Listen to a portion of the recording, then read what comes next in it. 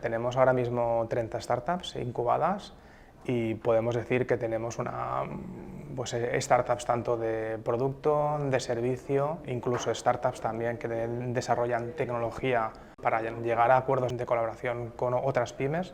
Así que vemos estos tres verticales de inteligencia artificial, Big Data y Machine Learning como tres de las tecnologías que se están desarrollando más.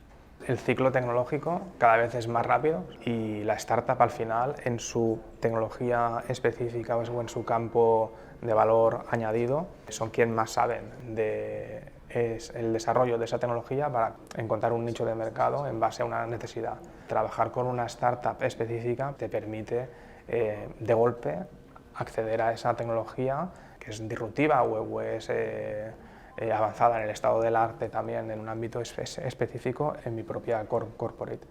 Y vemos que esto puede ser una gran oportunidad también para desarrollar innovación en todo el polígono o en aquellas empresas también que estén abiertas a trabajar con startups.